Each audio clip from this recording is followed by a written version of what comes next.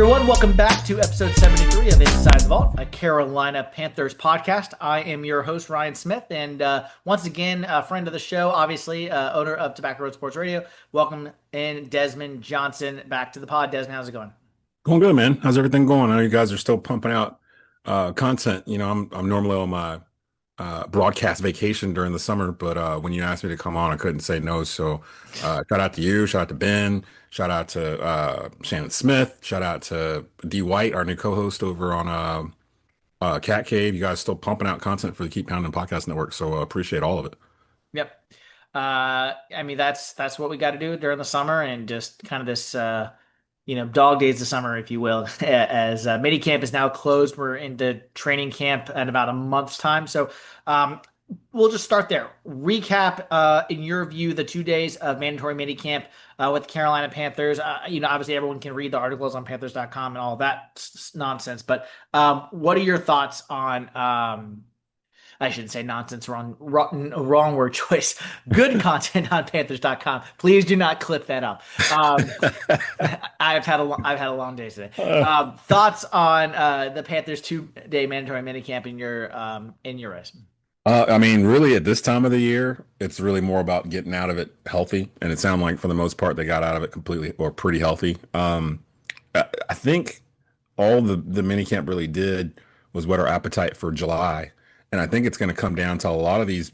We're going to be paying more attention to preseason, I think, this year than we have in a long time because there's going to be guys that are at the bottom end of the roster that we kind of really like. Guys got picked in the fifth round, sixth round, whatever, free agent, undrafted free agent pickups or whatnot. They're all battling for a certain number of slots. There's really on a 52-man roster, really, to be honest, when you go into preseason, they're really only looking to fill like the last 10 or 12 slots, if even that many. So it's not really like a situation where you're having to fill out a whole roster and you're needing the preseason to do it.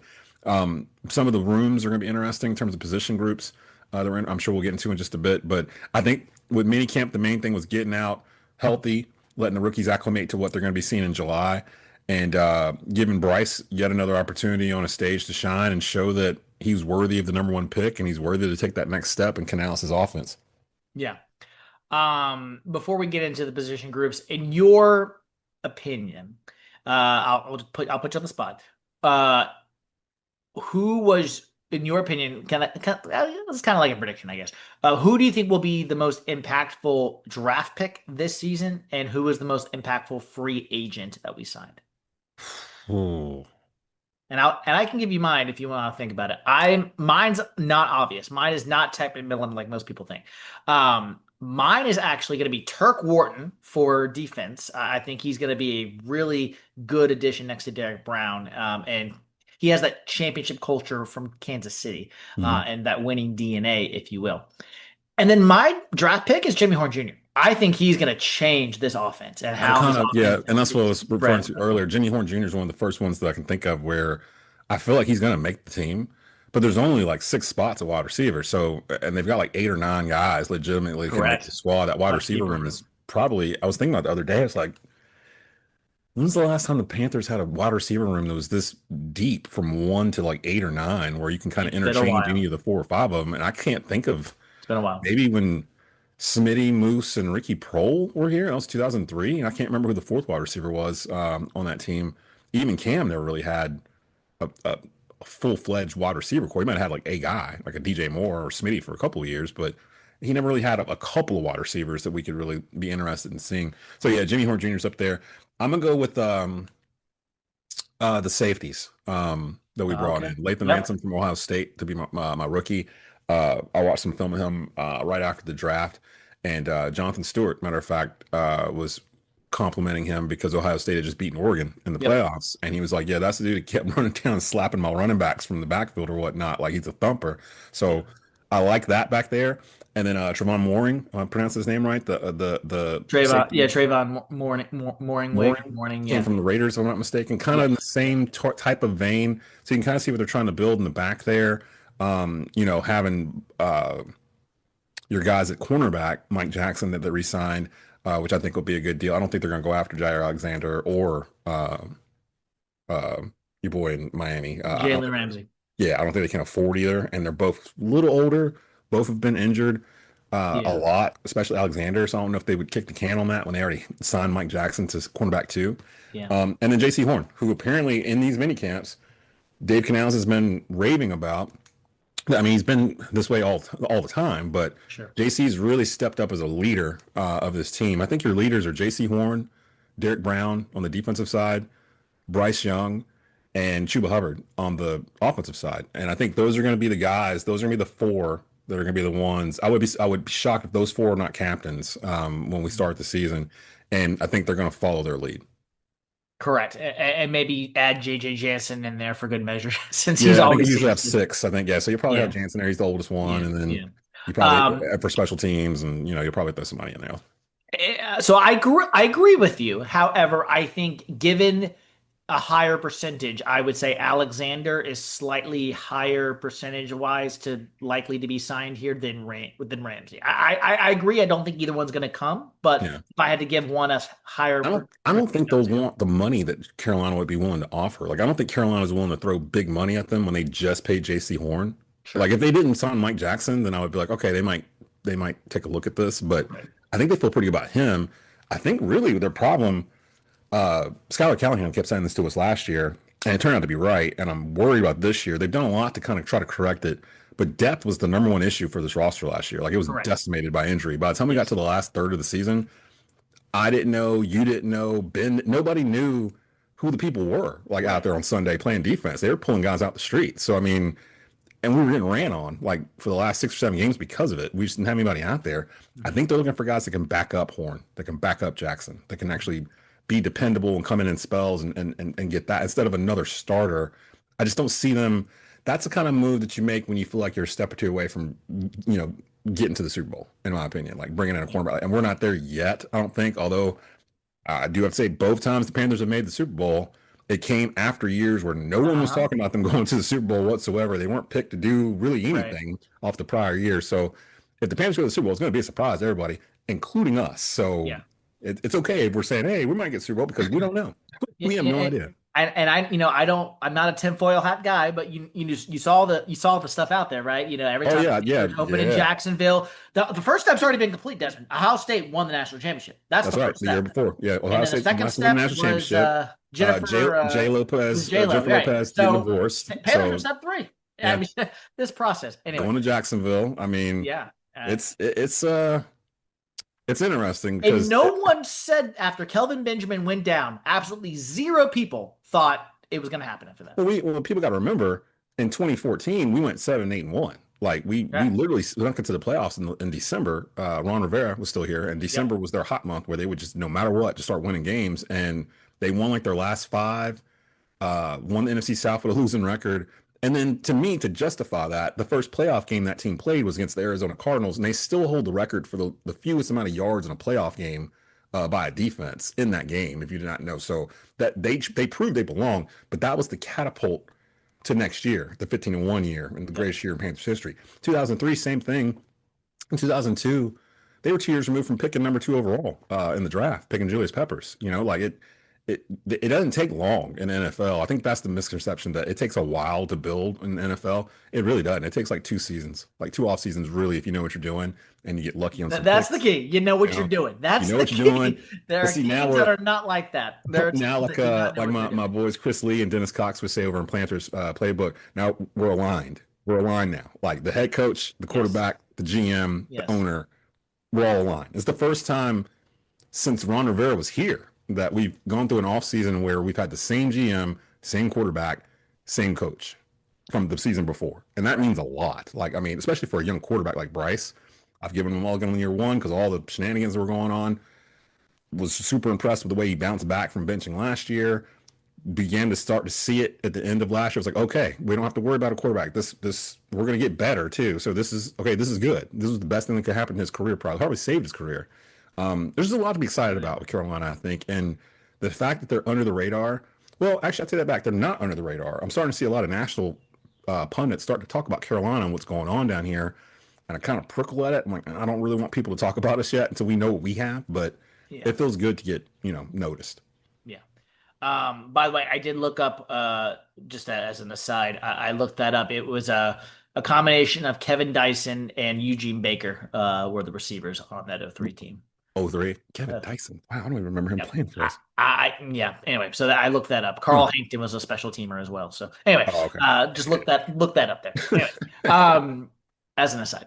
Yeah. So getting into the position groups, you mentioned the safeties already, which I think is probably the position that room was essentially turned over. I mean, Damani Richardson, there's divided opinion on him. Can he play? Can he start? Is he more of a special teams guy? I personally think he can play, and I think next to Morning Rig, I think he's going to be a really solid addition. The only thing I worry about is he and Mooring are kind of the same player, so they kind of need more of a Kind of a outside of box safety, if you ball will. hawk kind Yeah, of, ball hawk yeah. guy, exactly. Yeah. I think Laser Ransom though can be that guy, but he's a I do. rookie, and we'll see what happens.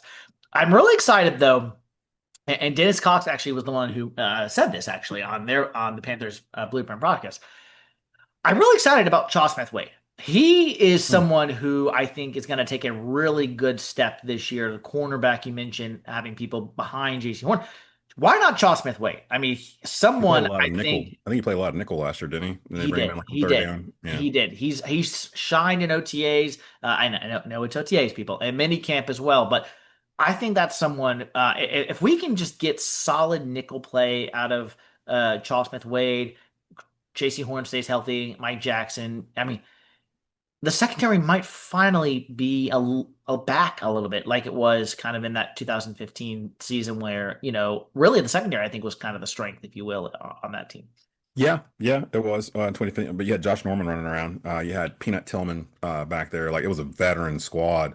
This one's a little bit younger, but I think they're going to get bolstered by more help in the front with just the return of Derek Brown. That's like getting an extra first round draft pick Correct. Like already. an So extra first round pick. and really the dam burst when Derek Brown got hurt, which was what week one, week two I was there in New of the Orleans. It was year. week one down in Yeah. New Orleans. I And was then there. and then from that point, teams were like, "Hey, we can run on them," and they just started running on us like all year, and we turned Yeah. it into shootouts.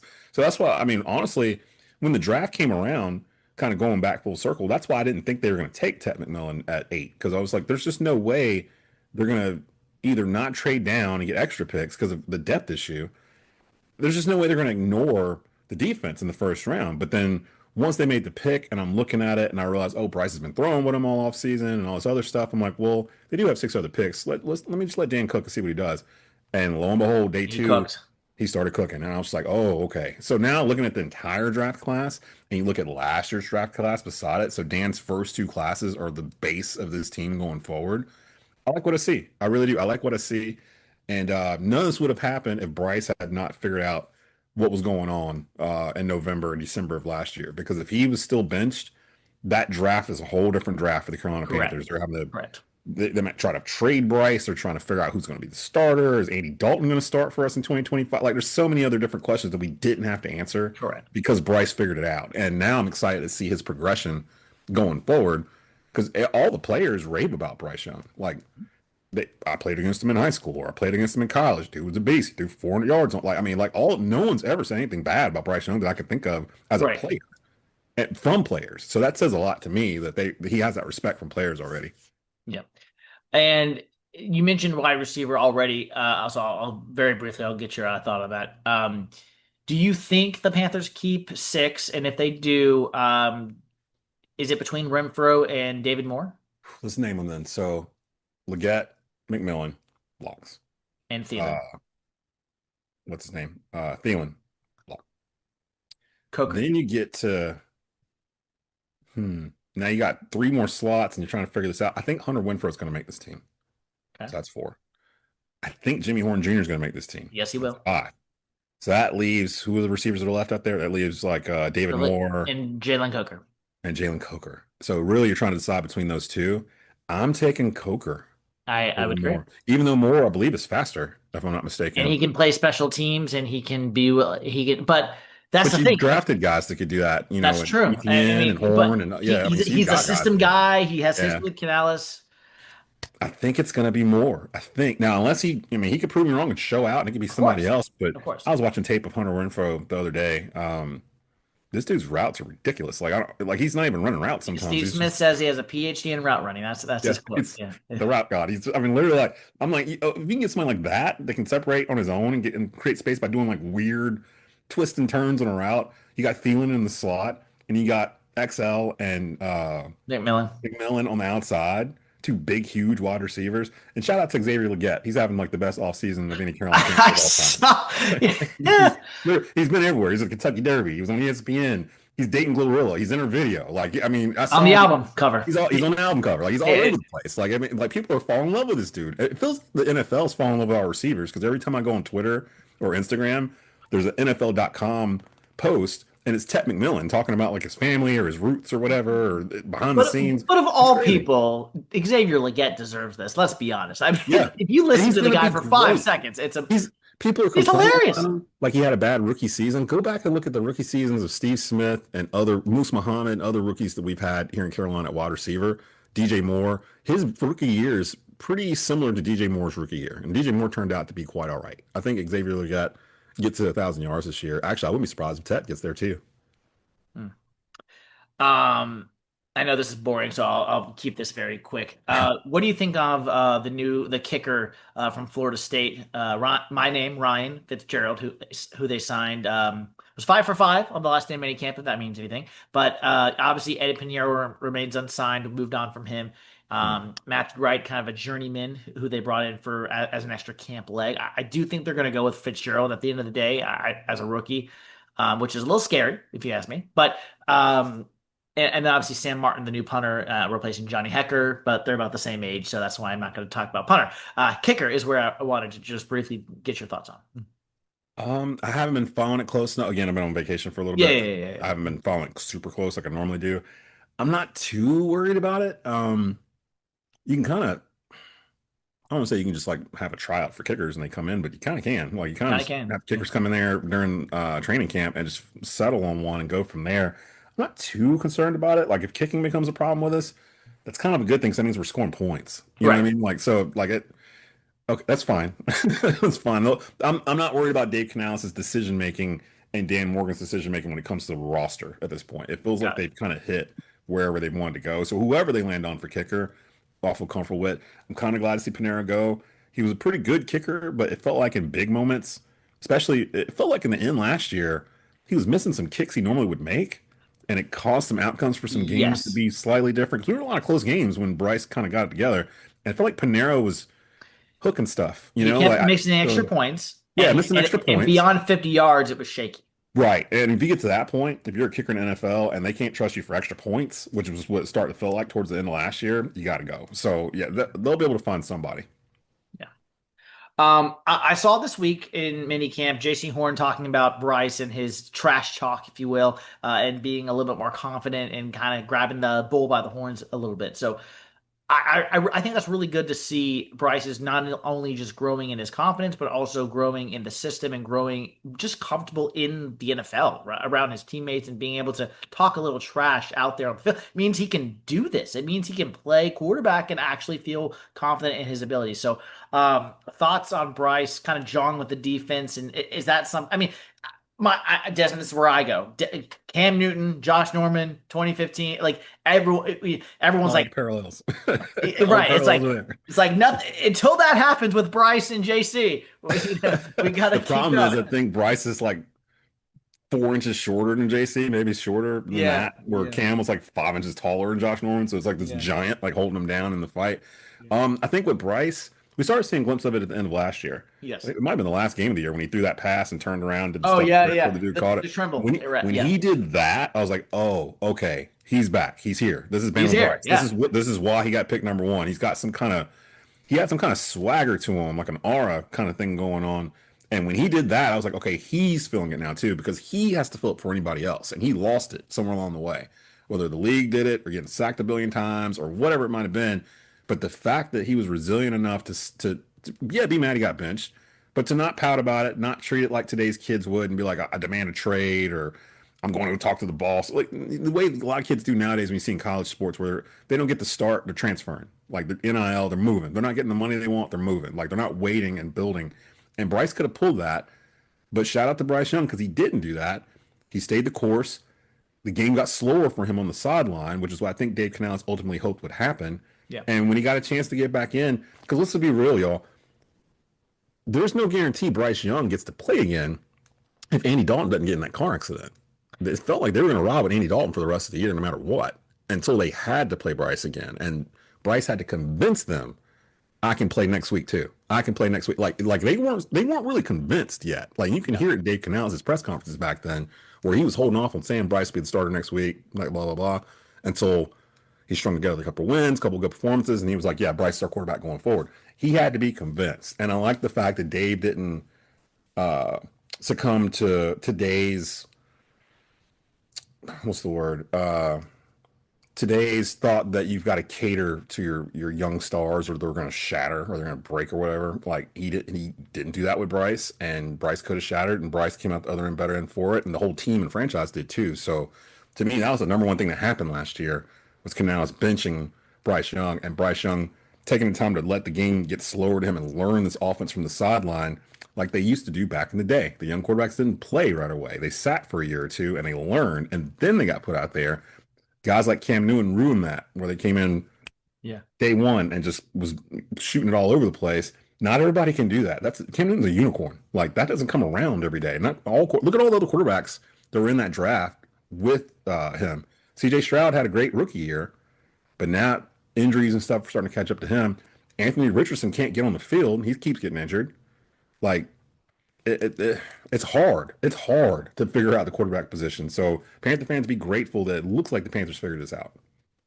It's funny you mentioned that. I was going to bring that up. I mean, isn't it hilarious that people talk about Bryce being the littlest guy between the top four quarterbacks in that draft, and it's like he is the one with the most games played under his belt, or I should say, least amount of games missed. I should Yeah. say. I think he only You know, missed one game, and one even with game, that, it was like we weren't sure if he was the actually hurt. ankle, right? Yeah, yeah. Stroud, the concussion, and then some shoulder like stuff right now. Anthony Richardson, like you said, can't get on the field. Will Levis is about to be on another team, if not a backup this year. So, Mm. it's just amazing how people counted out Bryce because of his height and because of just and let's be honest, Desmond, we have not seen a guy this small play quarterback at the high level. Kyler Murray is small, yes, but he's Yeah. bulk and he's fast as well. He's much faster. And And he has so he has a stronger arm, I and he has a think. strong He has arm, he has a correct. baseball arm, kind Right. of like a Pat And so Mahomes type like arm. He can throw it a certain way. Yeah. and so that brings me to my question. I hear people talking about Bryce's ceiling. Let's assume he kind of starts and finishes this year on a real high trajectory. Do you think if Bryce, let's just put, how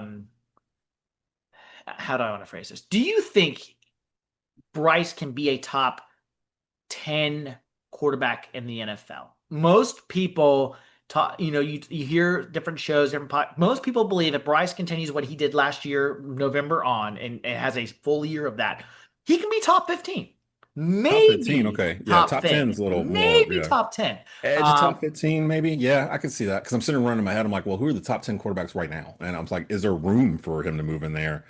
Pat Mahomes, Lamar Jackson, Josh Josh Allen, Allen, Joe Burrow, Joe Burrow. Lamar Jackson. I got him in there. So Oh, sorry. yeah, so Yeah. that's four.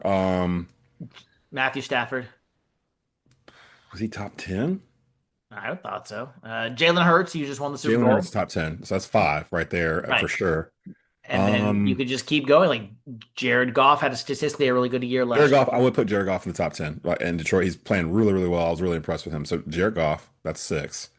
Would you Uh, put like Tua in there? no, Would you no, no, put absolutely CJ not. Stroud in there? Depending if his rookie. Oh, Jaden Daniels, Uh, mm, yeah, based I put on Jay Daniels in there. based on his Yeah, rookie that's year. seven. Yeah, that's seven. Okay, Well, so that's well, seven. I'll give you CJ Stroud for just to say he comes back and plays like he did his rookie year. That's eight. Tua? Um, no, no, No. no. Um, Jordan Love, no, I, mm, maybe. maybe. See, we're getting at the fringe, so maybe Right. Bryce has an And then you opportunity because got those guys guys, like, yeah. and then you got guys like Geno Smith, Bo Nix, Sam uh, Darnold, Sam Darnold, Caleb Williams, yeah. and then the rookies obviously this year, and Baker then Mayfield. Michael Penix. Michael Penix. I was Baker going in our Mayfield. division. It's like, well, Baker Mayfield, Michael Penix. Do we think Bryce is better than both of them right now? I think he's better than So Michael Penix. Ben, my co-host on Winning the Division, he lives in Atlanta, Georgia, right outside Atlanta, Georgia, and he said the Falcons radio shows are talking about the Carolina Panthers more than they are talking about the Atlanta Falcons. They think the Carolina Panthers are going to have a shot at this division this year, and they are not saying that about the Atlanta Falcons. I This is think the so Atlanta too. radio people down in Atlanta. Yeah, I think so too. Because the other three teams, New Orleans finally got to that fiscal cliff that we've been waiting Correct. for them to get to for like a Correct. decade. Where it's like, how Correct. you keep kicking this can down the road? You've got $8 in the bank, and all of a sudden you sign an $80 million tackle or whatever, and you make it work money wise. They ran out of money, and they're the oldest team in the division. So let's push New Orleans over there. Atlanta, I'm not sure about Atlanta because they've got some holes themselves. They're kind of rebuilding, especially on defense. So let's put them up Just there. like the Panthers, but Just like Michael the Panthers. Penix I is think the built Panthers are like about a a year ahead of them in base, if terms you of will, where they are. with his injury history back to college. Yeah. And then you got Tampa Bay. And Tampa Bay has won the division the past, what, 2 years? I think 3 years, if I'm That's not four. mistaken. Yeah, past four, the Tom Brady years. Yeah. So, and Baker Mayfield may very well be the best quarterback in the division right now, but they've lost so much at the top in terms of coaching talent that I don't know if they can keep it going. Hell, half of them are over here in Correct. Carolina, it feels like. So, Yeah. why not Carolina? Well, I mean, they won, what did we go last year? 5-12? Five wins. Yeah. So, I And mean, Vegas odds are 6.5. A lot of people are thinking we could get to seven, get to eight. I think we can get to. Well, I haven't really looked at the schedule completely yet. We try to wait to do that My prediction May thing until prediction was August. 9-8, based on my Yeah, we prediction. try to wait till August when we've seen them play a couple times in preseason, and then we Yeah, do it yeah, like yeah. right Just before the look, my season. initial schedule based on realistic possibilities is 9-8. That was the best record I got so far. Yeah, and I can see that. 9-8 might win the division. So It very well might. It very well yeah. might. Real quick point on Dave Canales. Bryce Young had his camp over at Johnson C. Smith last week, and I thought this was really fascinating, Desmond. You don't see head coaches of NFL teams go to a player's camp to actually, like, oh, they might come, say a few words, and maybe head out the door. No, Dave Canales was there the Yeah. whole time, the whole day. He was there with Bryce, with the other Panther players that showed up. I thought personally, I think that speaks volumes to their relationship, to what Bryce and Canales are as a tandem, and where he thinks Young can take this football team. And that to me, it reminded me. It's actually I'm going to go away from football, but actually when I was working today, I was thinking college basketball, and everybody knows I'm a Carolina fan. And I was thinking about how NIL and the transfer portal are going to change how I view my basketball team going forward. Because the reason why I love Carolina and have for so long is that I've been able to grow with the players as they go from freshman year, sophomore year, junior year, senior year. You get to see their growth. So you get to Right. see a guy like a Joel Berry or a Marcus Page grow from freshman year to senior year, and Correct. that's the fun part of it. The teams that actually win stuff, are the teams that are close. The teams that actually do stuff off the field. Yeah, you can get a team that hates each other and win, like the '85 Bears. Apparently, a lot of them, it was like the offense didn't like the defense, defense didn't like the offense. It was a whole big thing. But if the team is fairly close and they hang out together, the linemen get together, the team gets together for barbecues, they're getting together for family and charity functions and things of that sort in the off season, where most of these guys are on an island somewhere or can't be found. Like Xavier Legette was there, if I'm not mistaken. I think a couple of players were there. That tells me this team is closer than what the outside perception thinks they are. And that makes me feel even more confident that they could actually win the division and surprise people because people don't know. People aren't checking on the Carolina Panthers like that. And this team has gone through some adversity since David Tepper bought the team. And there's guys, well, Shaq might have been the last remnant, or JJ, I think is the last one left on the roster from when Ron was here. Yes. But the people that are here, Derek Brown's been here probably the longest. He's been here since 2020. That's still here, and they've had losing seasons every year. They're ready to win, and I think they feel like they see these young teams like Detroit like start to elevate themselves. Green Bay is one of the youngest teams in the NFL. They started to elevate themselves, and they're like, why not us? Like we can do the same things. And some spots we're better than they are. So I think that's a good thing that they show up for their quarterback's camp. It shows that they want to follow somebody, and it shows that they want to follow Bryce. Yeah. Let me get some predictions from you, and I'll get you out of here as we wrap up here. Um, Give me some storylines that you're looking forward first for training camp, kind of big picture as we head into training camp. Who is going to emerge in the running back room. Chuba clearly is your running back number one, but they're going to do this by committee since they signed Rico Dowdle from Dallas. I'm really interested in Trevor Etienne, the running back they drafted from Georgia, Hmm. Travis Etienne's little brother. Yes. I feel like he can be that switch, change of pace type running back that they can put in there, kind of what they thought Rasheem Blackshear was going to be. I think he can kind of be that. I think he's going to be on this team, mainly in special teams, especially with the new rules that they have, where there's going to be room to kind of run some stuff back. I think him and Jimmy Horn are going to be prominent in there. But yeah, that running back room, I'm kind of looking at that as a main storyline. I'm looking at Bryce's projection or I'm looking at Bryce's progression as a quarterback. Does it look like does it match what Dave Canales is saying? Because a lot of times when Matt Rule was here, the things he was saying didn't match what was going on the field. Oh, But Matt with Dave Canales, Ryan. he seems pretty to the cut to the vest type guy. And he's been saying Bryce has almost mastered this offense, like basically in his sound bites, right? He's getting to that part where he can do things within the offense that aren't necessarily on the playbook, like sheet, because he understands the play.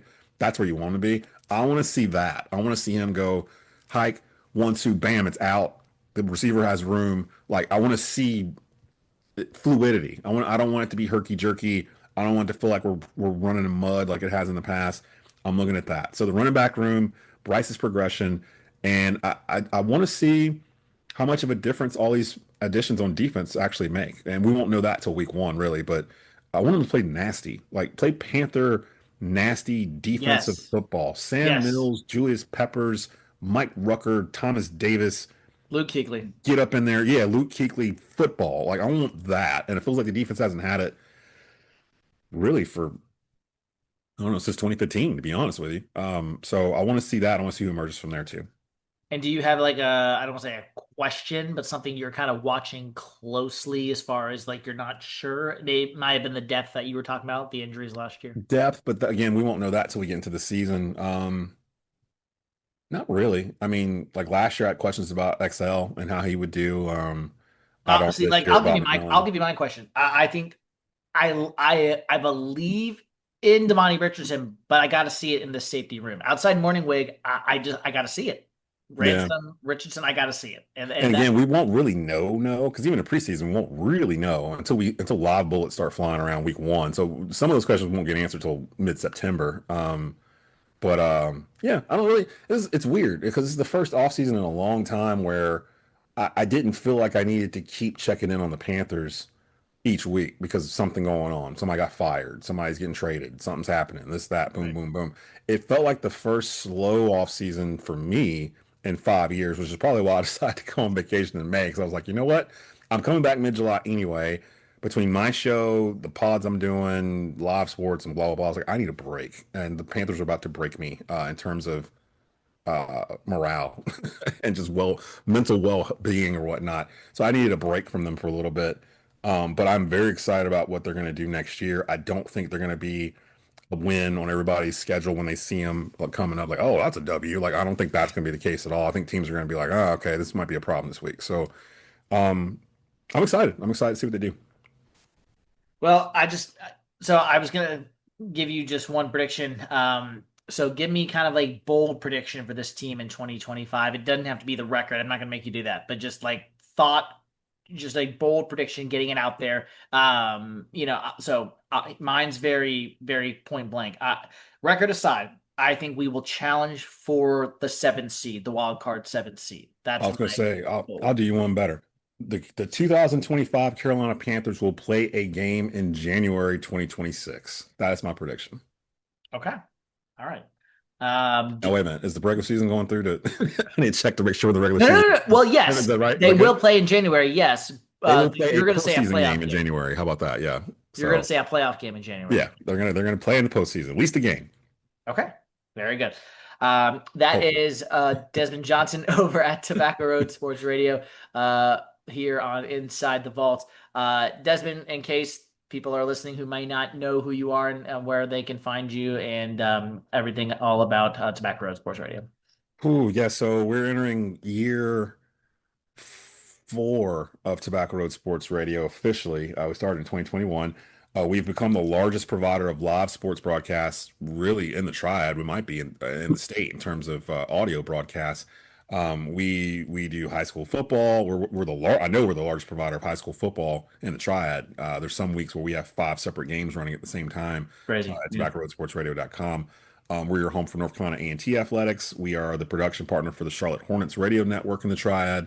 The Keep Pounding podcast network is a part of Tobacco Road. So you can Yes. find Ryan, you can find Ben, you can find Shannon, you can find Dee. Embrace Debates coming back actually with Cody from the C3 podcast. We are rotating guests in to that other debate spot. I think Ryan's going to be one of those weekly chairs each once a week during the month, where it's an all Carolina Panthers centric debate type show, like First Take, but all the topics are Carolina Panther type topics. We were doing it last year or 2 years ago. It was going really, really well. So we're going to bring that back. It's going to be a heavy emphasis on the Keep Pounding Podcast Network this year in terms of increasing reach, increasing availability, increasing promo, and just getting everybody over here so they know where they can find these podcasts. So just shout out to everybody that participates, everybody that watches our live shows, everybody that listens to the podcast. We appreciate everything that you guys, the fans, do for us. We'll just keep trying to, keep pounding. Keep pounding. Well, that'll wrap us up here on Inside the Vault, episode 73, a Carolina Panthers podcast. Rate, review, subscribe wherever you get your podcast. We will see you next time.